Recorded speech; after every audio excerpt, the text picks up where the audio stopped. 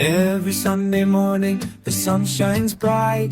Grab your favorite mug, let's take flight. With the Coffee Time podcast, we gather around, talking about Colombia, where love is found. Expats share their stories, dreams unfold. In this coffee triangle, adventures bold. Oh, coffee time, bring us together. With laughter and love, we'll face any weather. From the mountains high to the valleys wide, in this coffee hug, we find our pride.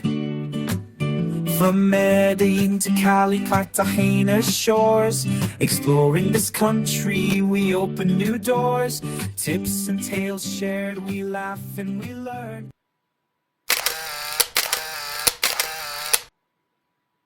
Welcome back to the channel, Grand Colombian. Welcome to another Coffee Time Live.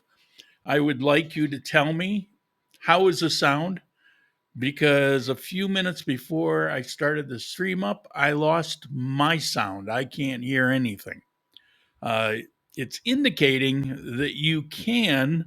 So I'd like to know if you heard the intro music, if you hear my voice. It says you do, but I don't know. Sound good? All right, awesome. B Nick, good morning. Juka, greetings from Finland. How are you doing? Genshi 60 is here. Canada is here. Cross Grossa, greetings from Cordoba. You're back again. We'll get together this week. Sound is good. Sound is good. Well, that's good. We got a temperature of 74 degrees, and we're going to have a high of 77, a low of 64, and the exchange rate is exactly the same as it was last week, although it fluctuated up and down, got up to 40, 50 at some point, but we're back to where we began. All right. So this week, it's a light week. I don't have a heavy topic. Excuse me. We're also going into Labor Day. So I thought I would ask you here in the chat, feel free. What was your first job? My first job was at 10 years old. Some of you know this. I was 10 years old. I have almost no pictures of my life, but here's one that was right around 10 years old. Nice face. Sun was in my eyes, apparently. That was at, it was up in a high mountain in Adirondack Mountains. And Lake Placid's in the background. Such an old, faded picture. It's hard to tell. But at the very top of that picture, there's Lake Placid. So there I am, around 10 years old. And that was when I started working. And my first job was in a junkyard. And I worked there until I was 15 years old. And here's an aerial picture. Some of you seen this. This was the junkyard or salvage yard or scrap, whatever you want to call it. We called it a junkyard. There's about 2,000 vehicles in there at all times, and we would cut them up. We would cut this was when frame was on all the cars, and so we would cut the frames out of them. We would cut the front end, the A-frames and the springs, the differential in the back. We would cut that out, and we'd cut that into 3 sections.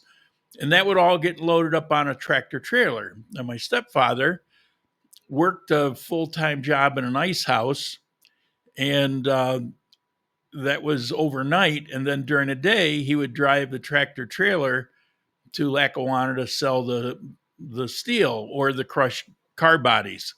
I didn't do anything with the car bodies, but I would go out in the yard while he was out on the road, and I would use a old it was a Dodge military, what do they call it, power wagon.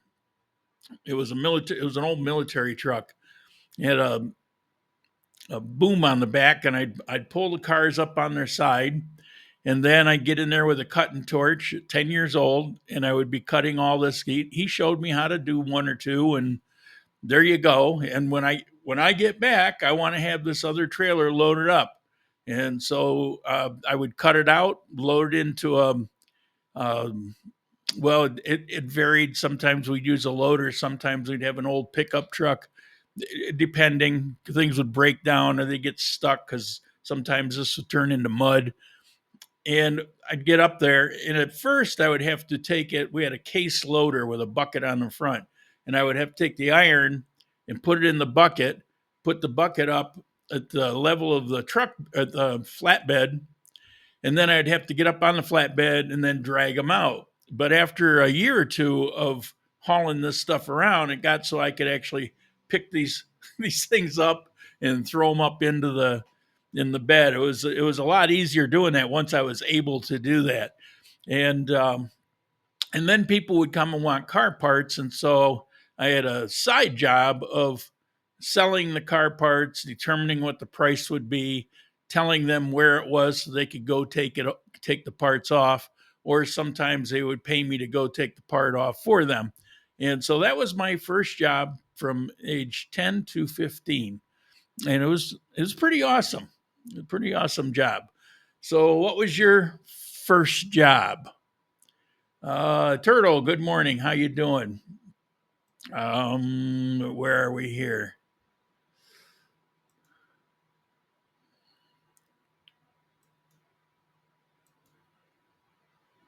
Let's see. Let me get that off the screen. Sorry about that. I'm all discombobulated without my sound. I'm missing my little cues. All right, here we go. My first job was a dishwater washer at a Chinese restaurant at 15. At 15 years old, I went to a job as a dishwasher in a Italian restaurant called Caruso's on Canandaigua Lake. And pretty cool. I was living on my own at that point, and I would steal half-eaten food off the plates and throw it in a bag, which was actually not permitted, but I did it anyway because, kids got to eat, right? Let's see. I did grape harvesting at 14, 15 years old of age with my classmates during summer break near Black Sea in the USSR. Interesting. I went to school in Naples, New York, which is known for vineyards. It's surrounded by vineyards. And while I never did it, most of my classmates had a summer job of going up and picking the grapes. Let's see. How was that photo taken? Hilltop airplane or drone? Well, there were no drones. That was an airplane. It was a business that would go around and take aerial photographs of businesses and then bring them to you and sell them to you if you were interested in buying them. And so Jim, my stepfather, apparently, I'm guessing it was him. I don't even know, but I guess he bought them. 1971, delivering post in government office, 500 marks a month, 80 US dollars. Interesting. So the currency in Finland is the mark? Interesting. Didn't know that. Turtle, I washed dishes at school for international training in Brattleboro, Vermont. I saved all my hard-earned moolah and bought a Ducati 250 Scrambler. I can see that. Good morning. You sound good. I hope you'll fix the heart problem. I'll talk a little bit about that. Dan, at 16, I was janitor refurbishing grade schools during the summer break. Was paid $1.90 an hour minus taxes.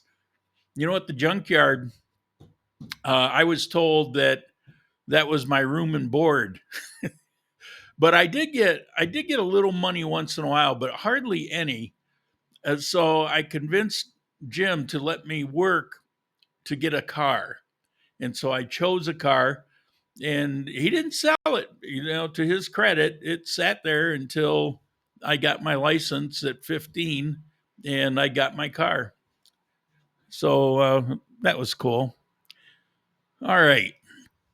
So just a little holiday flavor there. Something beyond the commie celebration Labor Day's turned into, as if the rest of us don't work. Let's see. Name of the restaurant was Dragon Inn. After hours, I was invited to eat with the owner and family. That's when they brought out the real Chinese food. Nice. Since 2002, we have Euros. Well, yeah, Euros, but I mean, it was Mark's. Traditionally, it was Mark's. I would have thought it was like, I don't know, Kruger's or something. The German mark, it just didn't register. Okay. At 16, I was helper at a tire shop, but first real paycheck, not cash pay, was with the first Walmart ever built in Fajardo, Puerto Rico. 1992, I was 18. Very cool. First one, huh? All right. So what do I got next? All right, next. Just a quick update on the Rumble thing. Last week I showed you the metrics that I had to meet, and you can see everything's green except the bottom one, and it says 4 out of 5. These are the ad reads. So I do one ad read today, and I've satisfied everything for the month, which is pretty good because it's the last day of the month. But to be fair, I kind of spaced everything out to work out that way because, I'm not a fan of the ad reads. I'll try to do I like the Rumble Premium one because it's short. Some of these ad reads, I mean, oh my God, they're really long. So if when the time comes, if Rumble Premium is available, I'll do that ad read.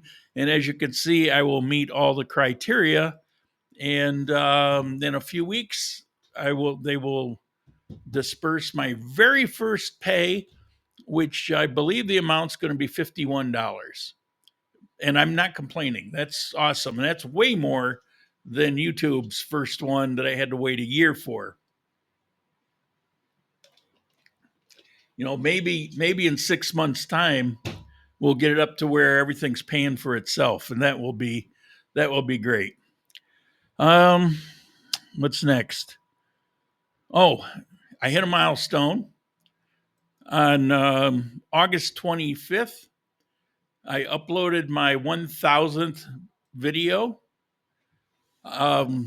So my first video upload for the intent of sharing information was 2016. So 9 years. And over the course of 9 years, I've uploaded 1,000 videos. So I guess today will be 1,001. So that's, I don't know what it is, but I told you I would give you an update on my doctor appointments. There was that.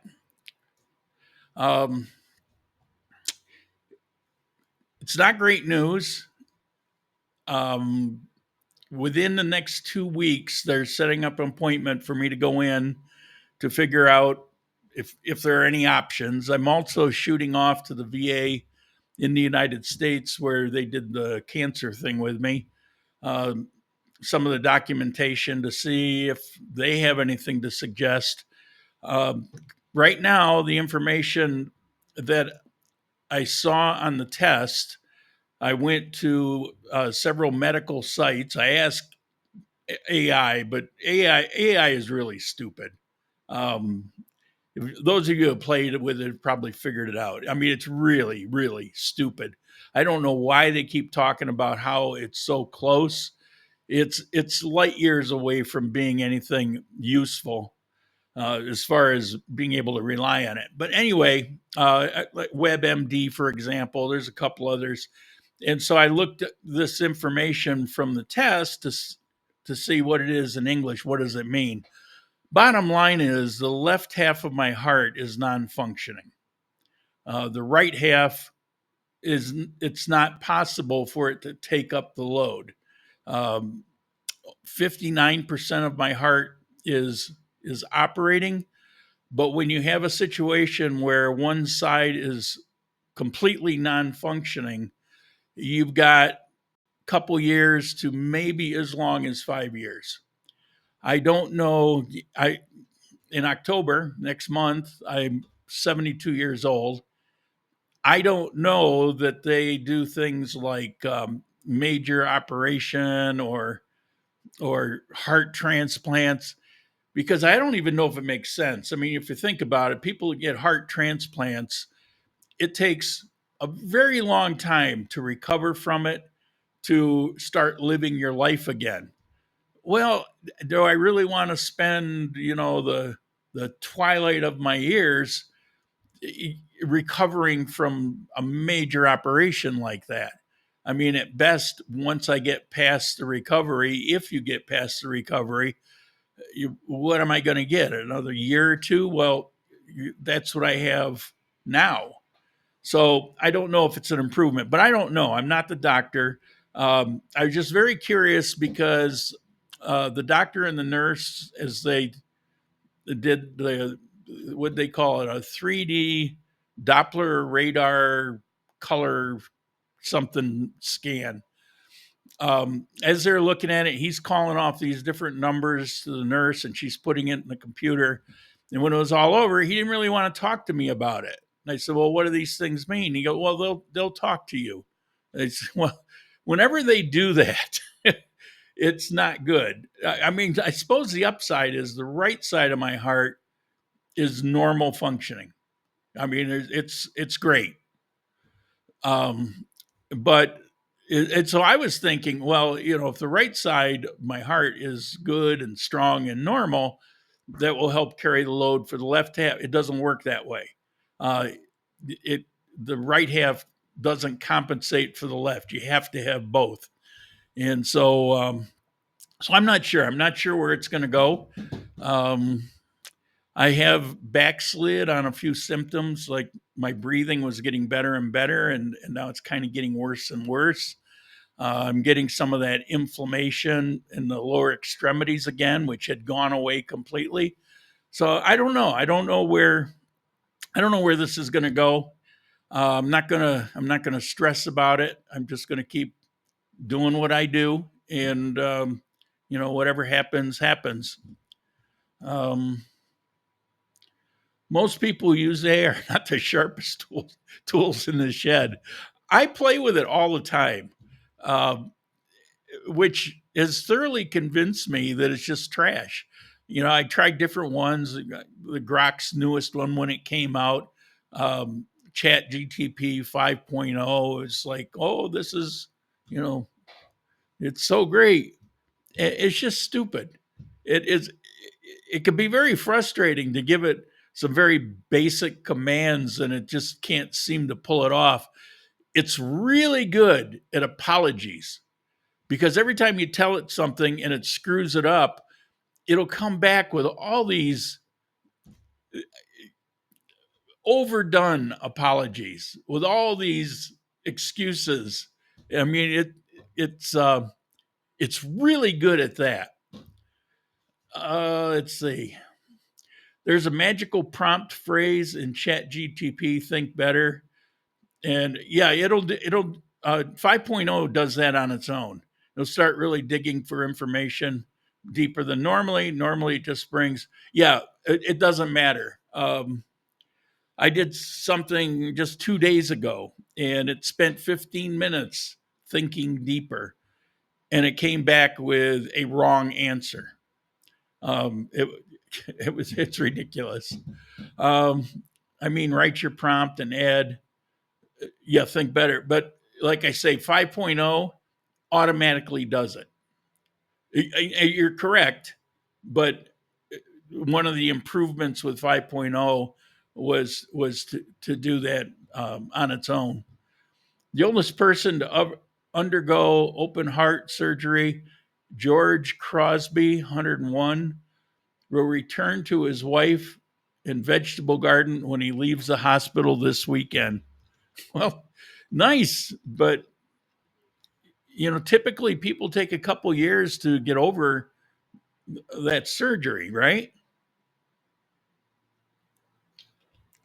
I don't know. Like I say, I'm just giving you an update, best I know it. If anybody's interested, I can give you the numbers and stuff. It's pretty clear. I just don't know what options there are. So I'm gonna go and meet with them in a couple weeks and see what they suggest, and I'll see what the VA suggests. The nice thing about the VA is they won't. I don't know here in Columbia if they consider age or not. I don't know, but the VA doesn't, and so if they come back with some suggestions, I'll actually maybe see if I can apply their suggestions here. But I don't know. We'll see. I really don't know beyond that. I like to ask AI the same question over and over until it gets frustrated and gives up. Yeah, I think that's what it does to me. I think AI does that to me. Tech is advanced. You'll be fine. I don't know. We'll see. Like I say, I'm not gonna stress it. It is what it is. One of those famous sayings. But I don't know. Keep you guys clued in. Whatever's happening. It sounds like I'm going to croak in the next year or two, or at any moment, but I really don't know. Hell, I might live another 20 years. I who knows? Let's get to some news. All right. What's my first one here? Invitation to the Quindío Agroecologico Market. All right. This was yesterday. Yeah, Saturday, yesterday, at a place downtown. But the reason I'm putting this up is there's a handful of you that live here in Armenia, and we know where the markets are. If you go down to the Kai down in the central, there's a whole bunch of stands outside that are almost entirely farm direct, but you'll see some things from Chile, like you'll see grapes there. They grow grapes in Colombia, but they kind of suck. Chile makes the best grapes, and so they'll have some of those. But I didn't know about this one at the convention center right near me on the first and third Saturday of the month. They have a Quindío market, so all these farmers around Quindío bring their wares to this market as an outdoor market. And there's another huge market in the south. I'll talk about that one day. Actually, I need to get down there and take some video of it and do a video separate from coffee time. It's on my list. I've had so many medical appointments lately. It's just, and I kind of don't really have a camera, but I'm working on it. All right. So, Metropolitan Cultural Convention Center on the first and third Saturday of each month. Let's see. Here's a map. This is a section of the north. You live here, you probably know where the convention center is. It's very close to me. And there's a picture of the convention center, fresh off Google. There's always stuff happening there. Okay, what's next? Oh, insecurity in Armenia now affects residential buildings, multiple robberies in the north of the city. These multiple robberies were all by these people in this building. I want to show you, there was a security clip. Let's see, I got a short video of it. Here we go.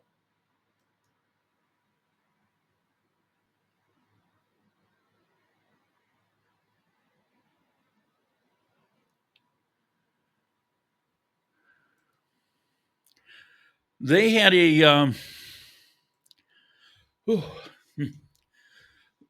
a master key because they came right in. And this is a building that while it's in the north, it's really kind of out of the way. And it was just a few years ago. It was kind of like it was a section of road kind of off to the side that looked like you were in the south. These it had kind of rundown buildings and stuff, um, and not many of them. It was like an area that was growing into the woods, and it was kind of sparse. Since then, it's grown up a little bit. This building, it's not even in Google, but I've seen the building before. I mean, I know right where it is. Let me pull up the map. In the middle of the screen, you'll see the little red marker. And if you know Armenia, this is the north part of Armenia. And here's more of a close up. This, you'll see 14 or Bolivar. And right on the corner there is the gas station. Across the street is the Renault dealership.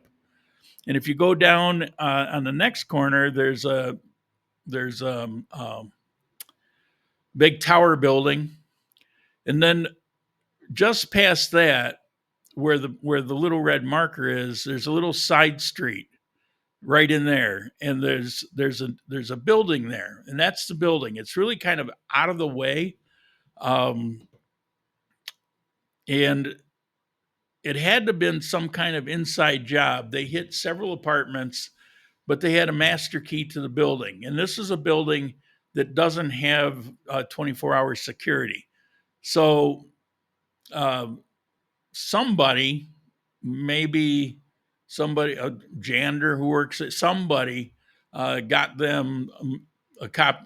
They got the copy of the master key, and they broke into 3 different apartments and robbed them. So crime coming to the north. It was really kind of a weird situation.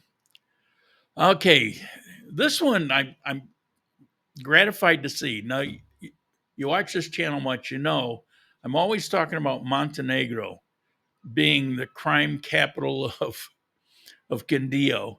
It's a little, well, it's kind of like a small city.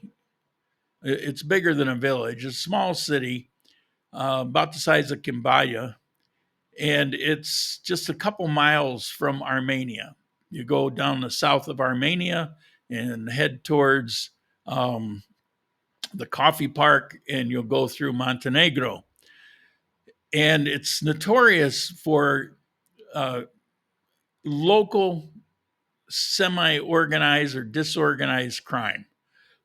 Notorious for somebody who'll come along and gather up 5 or 6 teenage kids and send them out to do crime because they're underage.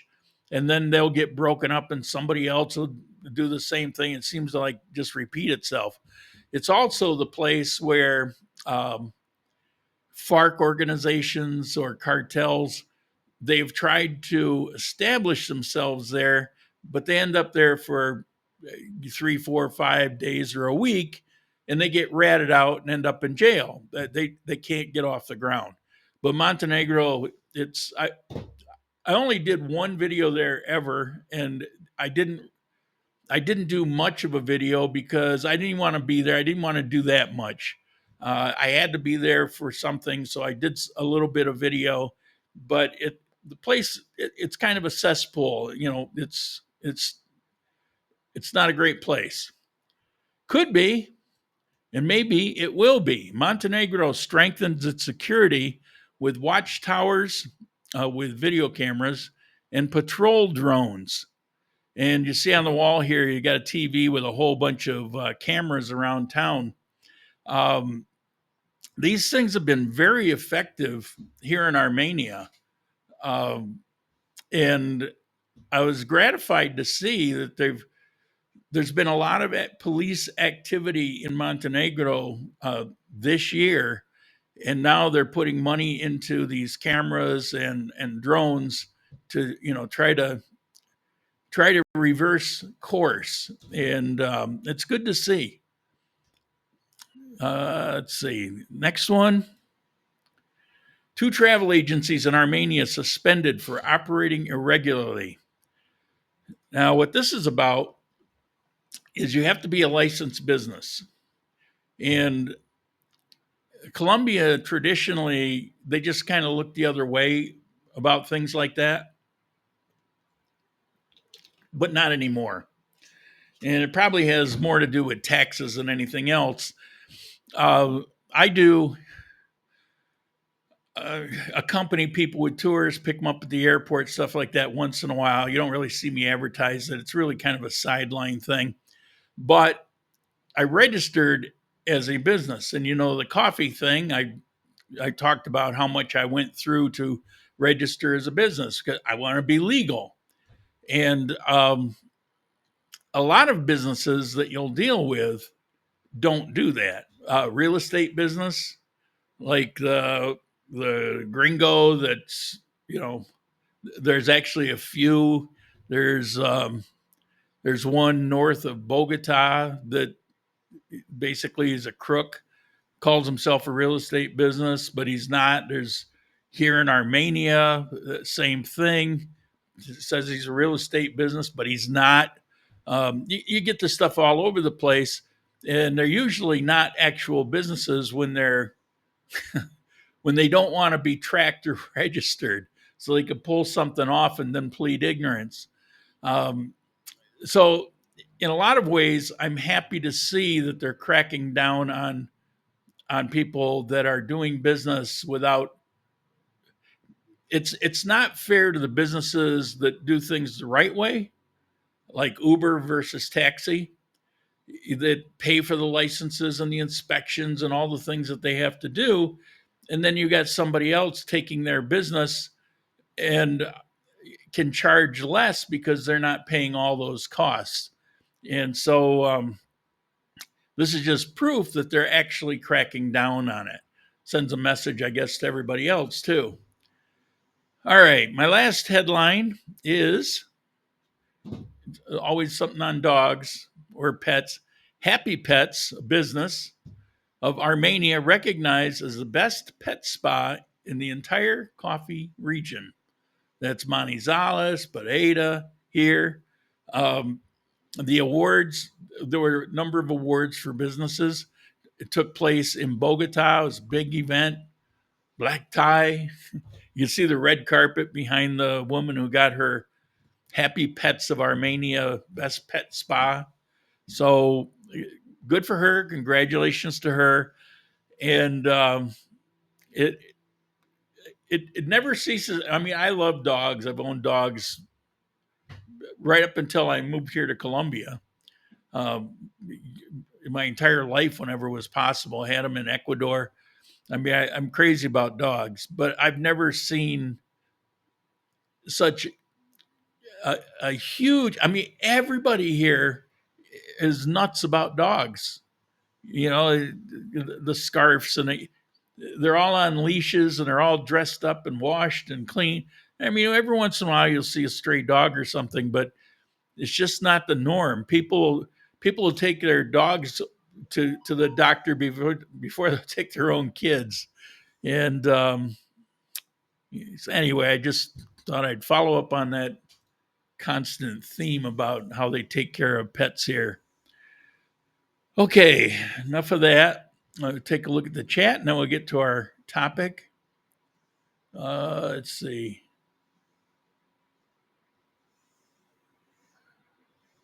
What about Trump versus Maduro? This could become problematic for us expats. No, I don't think so. It's Maduro that's making all the claims. I mean, the ships are there. They publicly announced what the ships are there to do and all of that.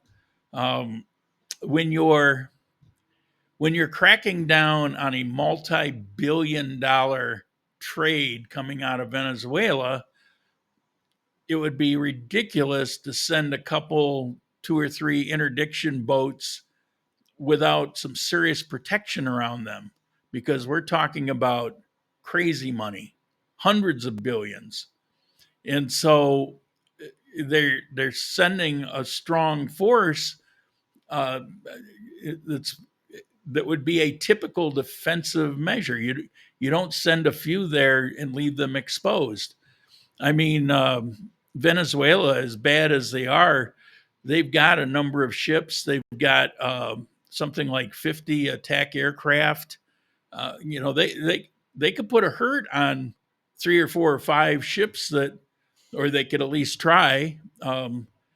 So to send a real force there for protection makes sense. They've been in international waters this entire time. You got Maduro making these public statements about invasion and how they're bringing there's a submarine there, so you're violating treaties because you're bringing nuclear armament into the area. Well, it's not nuclear arm; it's a submarine. It's powered by a reactor, but he's in his statement he made it sound like they're bringing in all these nuclear missiles, and he's just doing what he does. The people of Venezuela, everybody I know here, they're kind of like, yay, Trump's going to finally knock this guy out and we can go home. I don't think that's going to happen.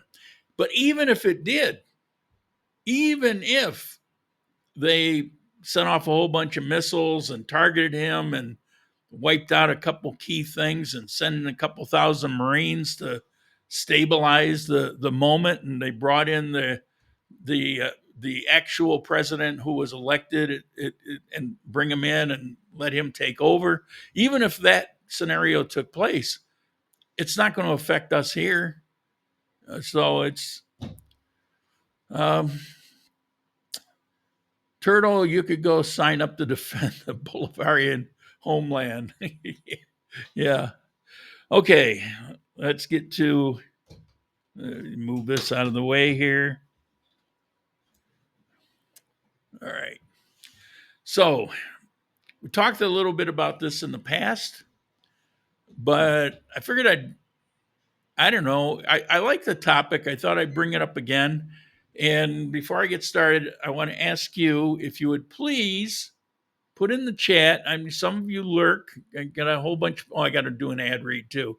Some of you lurk in the background. But if you know of any superstitions, go ahead and put them in the chat. Let me see what we have for an ad read. Accept terms and conditions. Here we go. We're going to do the Rumble Premium one again because it's short and sweet. Accept. Here we go.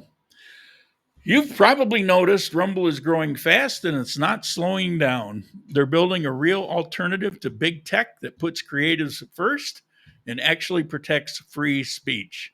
And now there's Rumble Premium, an easy way to upgrade your experience. With Premium, you get ad-free viewing across the platform. No pre-rolls, no interruptions, just the content you came for. Plus, Premium members unlock exclusive content like bonus videos, behind-the-scenes drop, and more from your favorite creators. Right now, Rumble is offering $10 off an annual subscription. So it's like annually, I think it's $79 or $89 for the year, something like that. Just go to rumble.com/premium and use the promo code STUDIO at checkout. That's rumble.com/premium, promo code STUDIO. No ads, more freedom, and content you actually care about. That's the deal. All right, I have fulfilled my obligation. So let me get a drink of water here and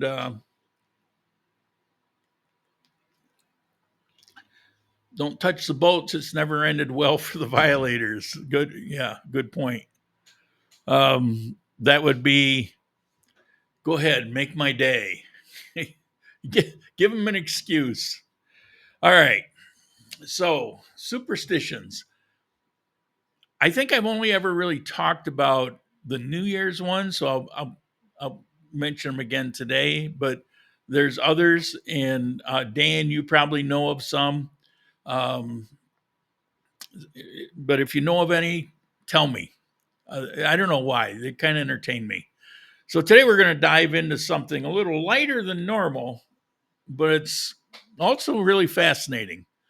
Colombian superstitions and daily beliefs. Now, I know every culture has traditions. I mean, in the US, you might knock on wood or throw salt over your shoulder, but here in Colombia, it goes way beyond that. These beliefs are woven into everyday life, and if you live here long enough, you'll find yourself following some of them. Like Dan. What do we got? Lauren, saddened to hear your diagnosis, but hopefully you can beat this. Gyrene, rah, rah, rah. Did you say that you're headed back stateside to visit the VA? No, not if I can help it. I just getting an opinion. Okay, so let's start with daily habits. Sweeping at night, as in sweeping the floor. Forget it. People here believe that if you sweep your floor after dark, you'll sweep good luck and possibly money right out of the house. If you have to sweep, you do it towards the inside of the house, never out the door. And don't you dare put your purse or wallet on the floor. I'm sure anybody that's lived here or even visited here has seen that. You will never see a woman put her purse on the floor. I mean, it's practically begging for your money to disappear. In restaurants, Colombians hang their bags on chairs or keep them in their lap, never on the ground. And here's another one. If your right hand itches, money's coming in. But if your left hand itches, money's about to go out. So let's get to the holidays, especially New Year's Eve. This one has real connotation for me because, I was married to a Colombian girl back in 2002. I met her here in Colombia while I was doing a job. I lived in Pereira for almost a year. She proposed to me. We ended up getting married, went back to the United States. And our first New Year's in the United States, she had all this preparation to do. And it was hilarious. It was so cute, but I didn't know, but to watch her go through this stuff, well, for example, underwear. The color you wear as the clock strikes midnight sets the tone for your year. Now, some people cheat and they'll wear 2 or 3 or 4 pair. Or when it hits midnight, they'll quickly rip off the ones they're wearing, put on a different color, then rip those off, put on a different color. Yellow is for prosperity and good luck, and that's a very popular one. Red is for love and passion. Green is for health, and blue is for peace and tranquility. White, I've never seen the white one, but it's supposedly for spiritual cleansing. And there's stores that will actually get your New Year's panties and they'll sell them as a group at a discounted price. You also see a lot of homemakers make them by hand to sell for New Year's. Another tradition, this one cracks me up, is they'll take a suitcase and they'll go outside at midnight and run around the block with the suitcase. So if you do that, then you're guaranteed travel in the new year. And especially good luck if you pack the bag with things representing where you want to go. So maybe you got one of those Lady Liberty statues, you throw it in there because you want to go to New York. It's funny to see, but you'll see it. And then this is the big one for me. This is the one that really cracked me up. This is the one I watched her do this, and it just, anyway, you had to be there. You had to see it. It was the cutest thing. It's the 12 grapes at midnight, one for each month. And each one, you get a wish.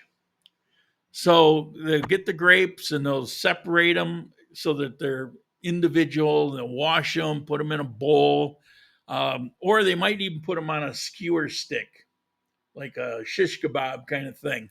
But typically, they just wash them and put them in a bowl. And then, as you're counting down, so if you got a clock that you're getting close to, say 12 o'clock midnight, but on the way down, every second go dong, dong, dong, like that. For every one of those, for the 12 seconds before, you eat a grape, you make your wish, eat the next one, make a wish. You have to do all these before it's actually midnight. And then, and it's, if you think about it, eating a grape, making a wish in a second, 12 of them back to back, it's pretty frantic. And then you got the potato game. This, I don't know, this one's bizarre to me, but you put 3 potatoes under the bed.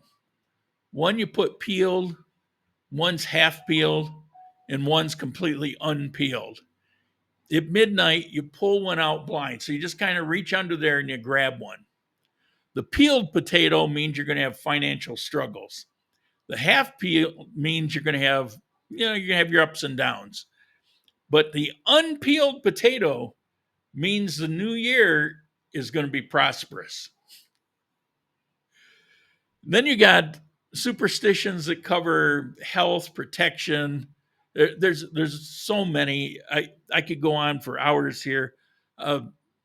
One of my favorite YouTubers, one of the only ones I watch, Afro Wahira. She doesn't do much anymore except for the one she doesn't talk in. I don't like those. But she did one talking about being possessed and demons and things like that. It was very interesting. But a common one is the egg cleansing. You take a raw egg and you rub it over your body to pull out the bad energy. Then you crack it into a glass of water and you read it. And the shapes inside supposedly reveal what's affecting you. Now, this, of course, is done by abuela, grandmother, people, somebody that's older that believes in this stuff, and they believe it. They really believe this stuff. Then with babies, you'll see a little red bracelet that they'll put on the wrist. That's to protect them from the evil eye. And the evil eye is a real thing here. You watch out for the evil eye. It's putting a curse on you. And so they'll protect the baby with this red ribbon on the wrist. Some families won't even let visitors touch a newborn without making the sign of the cross first. Black butterflies. If one flies into your house, many people see it as an omen of death or misfortune. Some immediately will drop to their knees and start praying, doing the cross, or they'll burn some incense to chase away the bad luck. So here's the thing. You don't have to believe in all these to appreciate them. These traditions are part of daily life in Colombia. For us, they're fun, they're cultural, and sometimes when you're celebrating New Year's Eve and friends, everyone's running around the block with suitcases. It'll crack you up. I mean, don't be rude about it, though. But these little rituals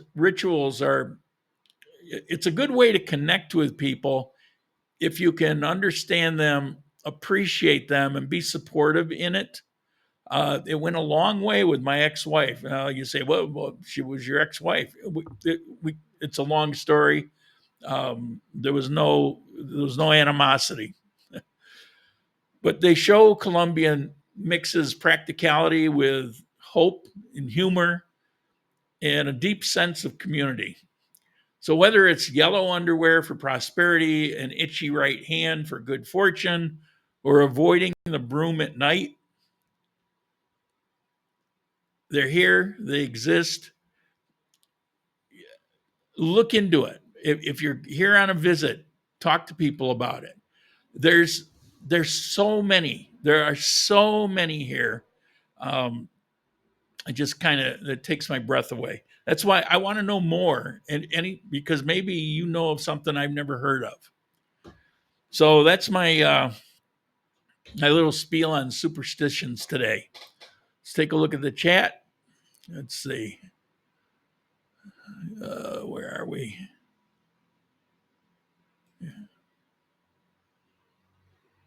Sounds like fun. Happy New Year. Dan, my wife has done the suitcase. It works. Oh, thank you. Thank you. Got a contribution from Mr. Bud Bean. Thank you very much.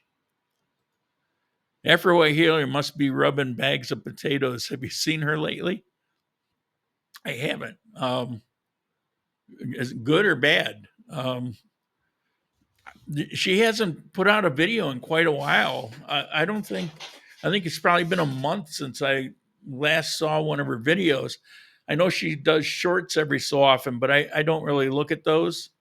No,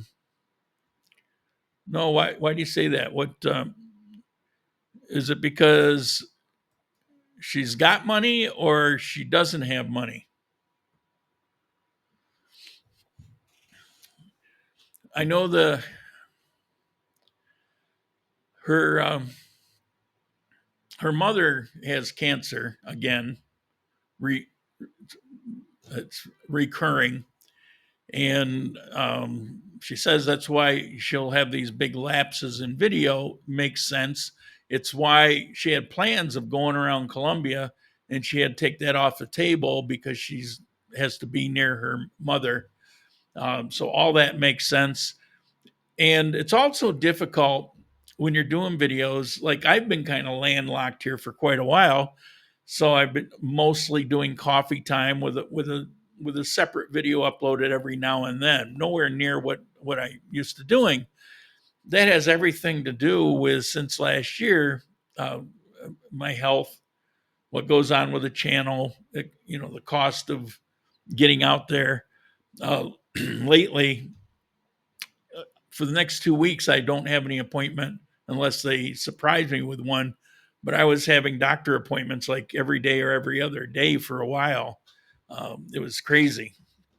So for her to run into these issues, I completely can, can relate to it. But before that happened, and she was putting the videos out regularly, she was doing pretty well. I mean, she bought that car off of the videos, so that's pretty damn good. Let's see.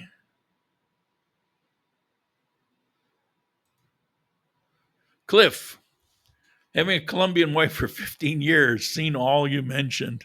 Yeah, it's pretty amazing because you'll talk to them and they'll know, like in conversation, they'll like, yeah, I know, it's just kind of a superstition. Yeah, I know.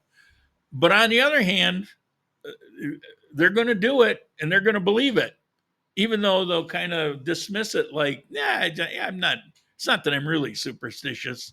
It's just, my grandmother did this. It's been in our family. And partly that, but the other part is, we're not going to risk not doing it.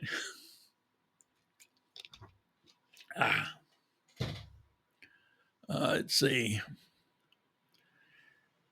Have to give a money plant always in the apartment. Yeah. I like the skit she did a while back called "What the Hell News." Me too. And she was into it, but then she said later something about the people that were helping her do it, which she needed, either didn't want to do it anymore or stopped doing it or something. It just kind of derailed. I get all of that. One of the things I wish I could do a lot more of is have more guests. And I can have guests that are long distance, and I'll ask person after person after person. If everybody responded yes to my invitations, I probably have a guest every other show.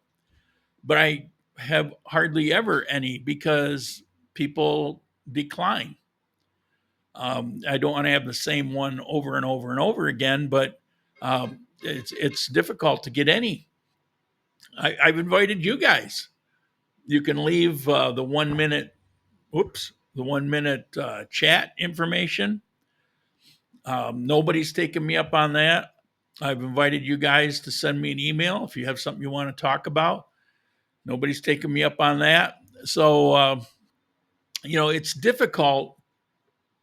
You can like the idea and it would probably go over well, but if you can't get people to cooperate, it's not going to happen. If she's trying to do What the Hell News in the format that she had, it's pretty critical that she has other people involved with it. That's what made it interesting, when she'd go off to the reporter on the spot. it was funny. I really enjoyed them too. But if those people aren't going to be there, then it's not really going to work out real well. And that she wants to do it. She created that room in her parents' house, paid that guy to come in and set it all up so that she could have a little office because sometimes it rains and stuff. So it's like she's put time and effort into doing it, but then it just kind of goes to the wayside. So like I say, I can relate. I have a face not even suitable for radio. It doesn't matter. Nobody cares. Look at this. Look at this. Not exactly Brad Pitt. I don't think anybody tunes in to marvel at my beauty.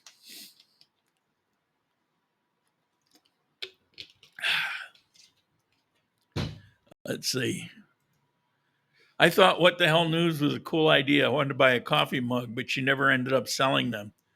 Yeah, so between issues with her mother, I went through cancer. I know how many doctor appointments there can be, and so her dealing with all of that, dealing with other people with these ideas. So she gets these ideas, but how do you implement it if if the concept that you have falls apart? So I'm not even sure. The Speechless Maya, I think she found something that she could do that didn't depend on other people and didn't depend on people being willing to be on guests on the camera. There's other people in the video, but they don't have to talk because that's the whole point. It's speechless. So, I mean, she's trying to find something to keep it going. Let's see. You're actually quite handsome. Yeah, okay. Oh, and you got that right. Okay. Nobody's got any other superstitions? Wish I could think of one of the Maya ones that you talked about was the evil eye. And it was pretty funny. She went on for about 10 minutes about this evil eye thing. I'm seeing different views about whether or not one could buy EPS insurance once you have a Visa and Cedula. Is there any way you could get Luz on your show?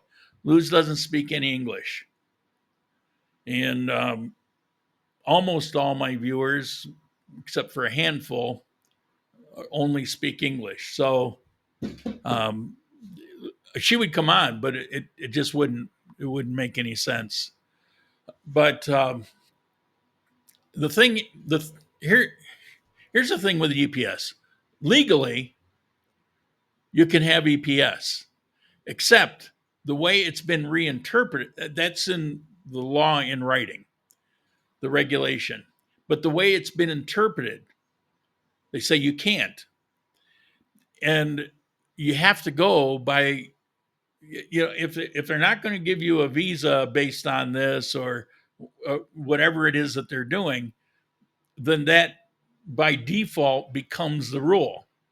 And that's what's going on. I would imagine that after next year's election, things will kind of go back to normal. But currently, There are people that are on the M visa that have EPS. Whether they get caught up on that or not, who's to say? It depends on who's processing what. For example, you cannot have EPS active at the time you do your visa.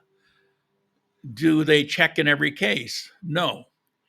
But if you volunteer that you have the EPS, then they're going to deny you until you cancel the EPS and show proof of it. Well, if you never tell them and they never check on it, then you keep your EPS. They don't know anything, and you got some outside insurance, for a couple months, and then you turn around and cancel it once you get your visa done. There's people that have done that and have gotten away with it. There's also occasionally somebody will have EPS, and whoever is processing it in Bogota, they just ignore it and keep on going, and they keep their EPS. It's a non-issue, but it's a risk. It's if you don't follow the rules, it's very easy to get caught up in something and can give yourself some problems.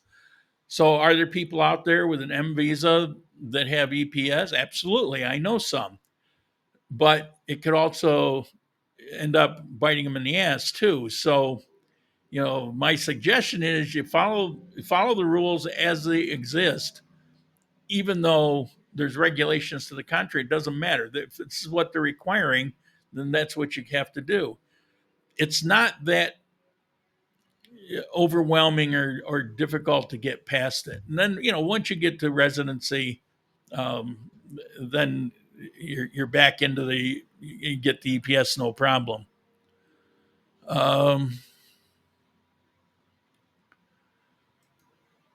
Once you get your cedula, yes, you can get EPS. Well, yes and no. You can sign up for EPS, but if you go to renew your visa, you'll get denied. And it can. There's a range of what they will do. Generally, what they're doing, what Luz has experienced, is they say you have to go back and cancel it and show proof that you canceled it. But you could get a penalty. So, or you could just get denied. They don't have to approve visas. You can have all your ducks in a row, and they can still say no. I don't know of any where that's happened, but you understand they can do it. There's nothing requiring that they do it. So having a cedula, getting a visa getting the EPS isn't the issue. It's whether you're violating what they're enforcing at the moment. Recently heard an expat highly recommend to skip Colombian health insurance altogether, get private insurance. If you're eligible for EPS, you're crazy if you don't get it. It's dirt cheap, and it's as good a coverage as I've ever had. And I've been using it. And Turtle, he's had two or three major issues since he's lived here for the last decade. And it's been great for him too. We talk about it. I couldn't ask for anything better than what it is. The other day I had to pay a copay when I went to the heart evaluation with the Doppler machine or whatever. I had to pay a copay. It's the very first one I've had to pay all along. The emergency visits last year, the ambulance this year, the two heart operations this year, never had to pay a dime. But I had to pay a copay. It was $4,700, $1.20. So hard to beat that. And the care is good, and the machine's as good as they're current. So I don't. If you get private insurance and you get it through Sura, you're going to get the same coverage as if you had the EPS Sura insurance. So if you can get the EPS, you absolutely want to do it. But when it comes in play with a visa and whether you're getting yourself in hot water at that point, you kind of need to get the private insurance. Then I had somebody recently, they said, well, I just can't afford the $3,000 for the year. Well, but you don't have to do that. There's alternative. Like Luz has several that she works with. The cheapest one is $750 for the year. Somebody came back, said, well, no, you can only do that month by month. I went back and looked after he told me that, and no, absolutely, it's a year policy. You pay it for the year. It's a year policy. So the thing is, it's accepted by Columbia, and that's what matters. So $750 a year for the private insurance plan. That's about it's similar to the EPS. It doesn't have as broad a coverage. It doesn't cover your optical, your eye doctor, and all that kind of stuff. But it's still halfway decent. So I don't know. People will tend to blow things out of proportion. But the worst thing is people will see things on YouTube or Facebook, like listen to me and take it all at face value. Don't. What I tell you points you in the right direction, but find out for sure for yourself. I'm just cautioning that you don't step on a landmine and screw everything up by making a mistake, by filing your visa and going in with the documentation for your EPS and find out you got turned down.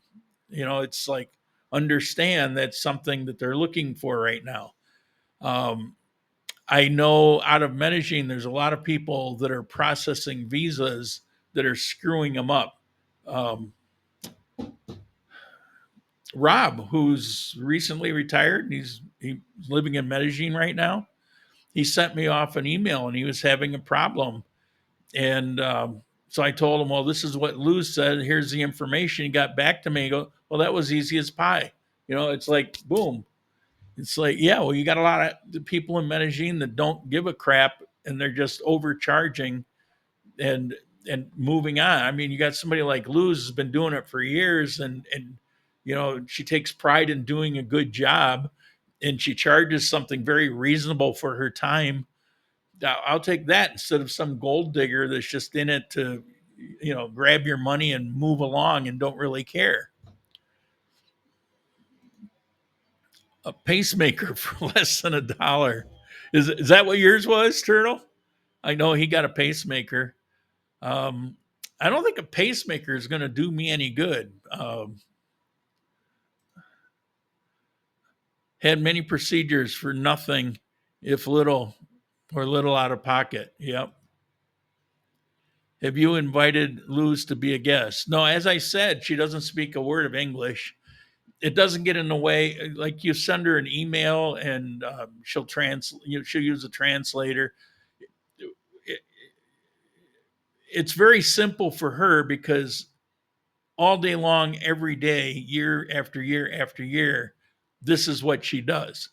And so she gets an email and you say, I got this situation. She instantly knows what that situation is and knows the best way to handle it. Like Columbia threw a curve when all of a sudden you got to get a apostille. Well, now, because it's been a little while, now she's got people that will do a apostille. It's around $100.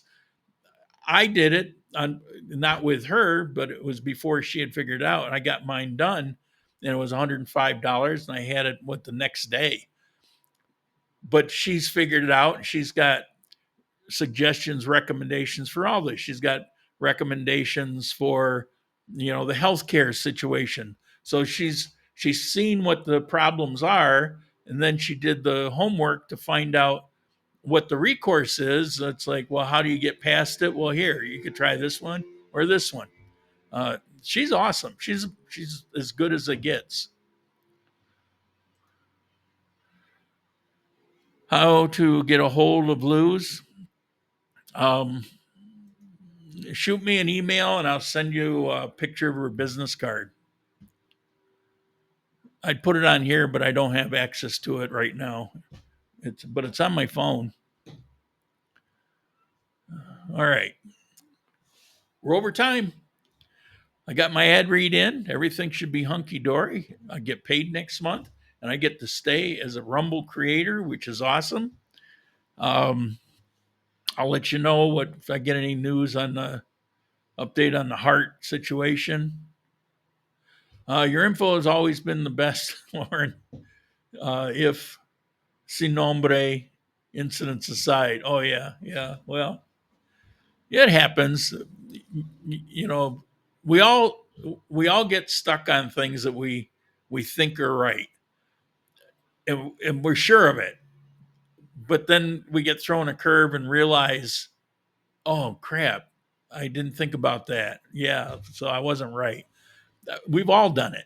We've all done it. And then it can be kind of embarrassing. Oh, I dug my heels in and I argued for 3 days. And now I found out I hadn't thought about that. And it's like, turns out it was wrong. I'm eating crow. In that case, it was him. He was, I never got upset with the guy because, he's always been a decent guy, been on here forever. He quit watching. I think he ended up being very embarrassed over it. I don't remember what it was, but I tend to be pretty accurate on this. If I don't actually know, I'll say I don't know, because it's easier.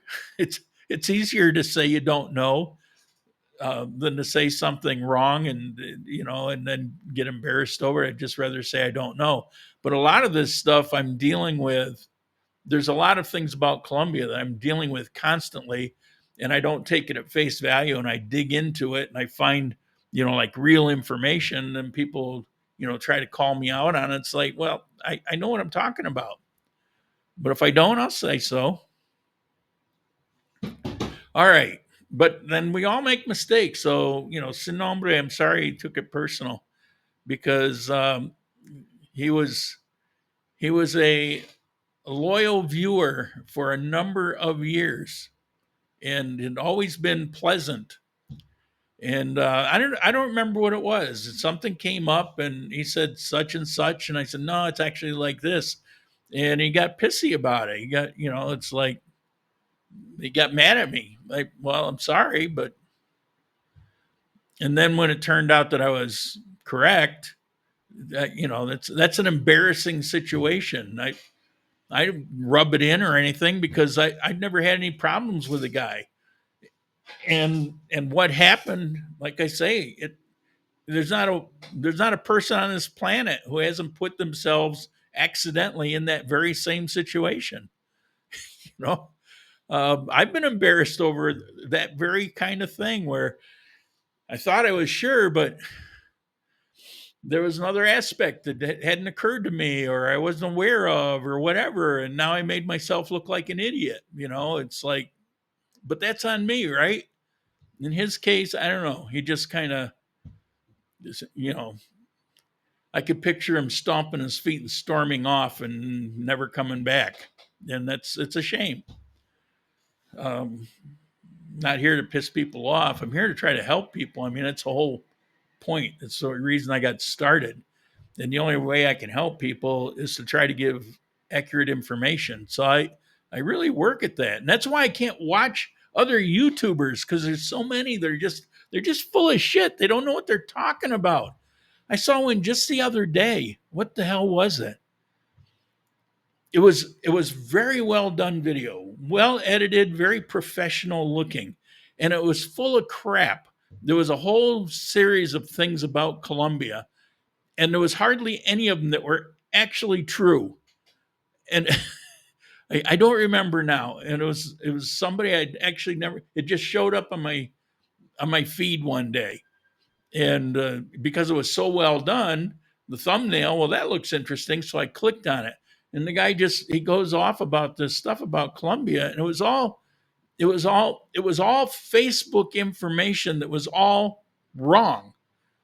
And it's stuff drives me crazy. And there's so many YouTubers out there that do exactly that. They'll go like the guy who came in with his buddy into Armenia, and he walks down a couple streets in Armenia, and he drew his conclusion about everything that Armenia was, and none of it was accurate. And he had no basis for it. And he does an entire video explaining Armenia, and he didn't have a clue. And the things that he pointed out, he wasn't seeing the whole picture. He didn't get it. Like the woman with the little store, that gave him a bottle of water. The whole thing. The girl sitting on the step and he's talking to like she's a prostitute. It's like she's sitting on the step of her house. Why do you think she's a prostitute? Why would you say that in a video? I mean, the whole thing was just ridiculous, trying to sensationalize. And it was just complete. So somebody who doesn't know any better watches that and says, "Oh, it's Armenia is like what he's saying." Because why would he lie about it? Because he doesn't know what the hell he's talking about. So that's why I don't watch a lot of YouTubers, because they get me fired up, because they're just so full of crap. They can't take 10 minutes to go talk to somebody and learn about whatever that issue is.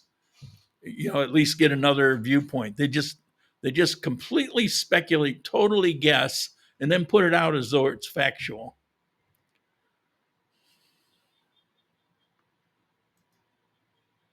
The only YouTube videos I'm watching is a Donna Adelson trial.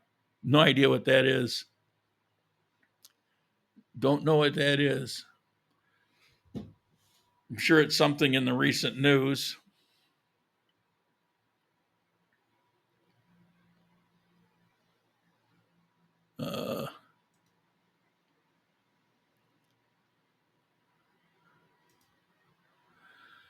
That was really bad, but we're already knew better from your videos. YouTubers get their info from AI. Yeah, that's and I think some do these days.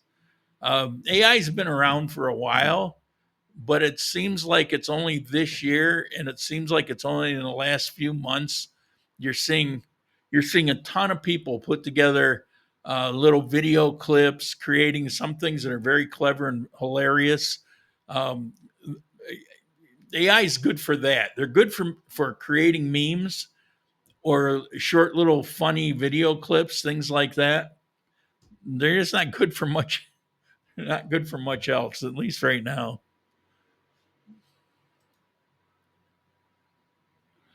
A family of dentists had their daughter's husband murdered. Oh God. Oh, too much drama. Okay, got to end it here. I'm way over. I'm losing my voice again.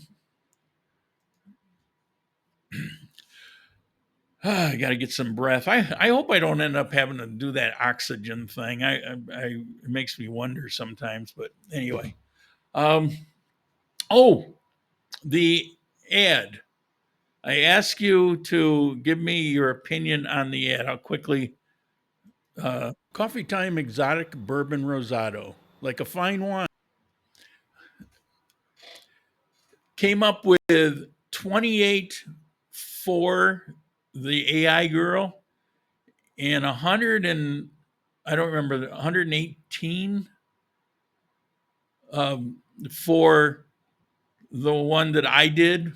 And they both had their flaws and they both had their good points, but it was like 4-1 or over 4-1. And mostly the AI girl. What bothered me most about the AI girl was her Filipina accent in Colombia. It was absolutely no doubt that it was a Filipino accent. You've been to the Philippines, you know that accent. And but even that aside, a lot of people just recognize it instantly as being AI and didn't like how inhuman it felt. But anyway, it was an interesting little experiment, and I'm surprised that I got so many people responding to it, but loved it. Happy. Usually if I give a let me know on such and such, I'll get 5 or 6 responses. And here I got like 140 or something in total. All right, let's end it today. See you next week. Ciao.